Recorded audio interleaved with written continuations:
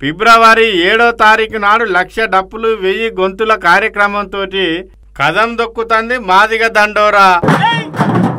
ఇక మందకృష్ణ మైకుల ముంగడికి వచ్చి గీ తీర్లా మాట్లాడుకుంటా బ్రాహ్మణ ఆడబిడ్డలు వైశ్య ఆడబిడ్డలు డప్పు కొట్టిందన్న విషయం మీరు మర్చిపోతారు.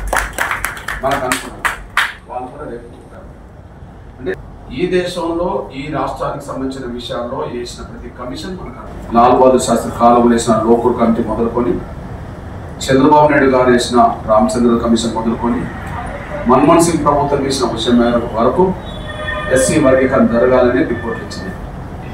ఇంకా ఈ దేశంలో అక్కడక్కడ ఎస్సీ వర్గీకరణ మీద ఉద్యమాలు జరుగుతున్న సమయంలో ఆయా రాష్ట్ర ప్రభుత్వాలు కమిషన్లు వేస్తే ఆ కమిషన్ నివేదికలు కూడా అక్కడ అనుకూలంగానే వచ్చేసింది.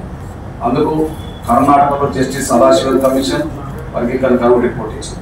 గద్వాల సభలో ఎస్సీ వర్గీకరణ జరగాలని చెప్పి నేను వేదిక మీద ఉన్న సమయంలో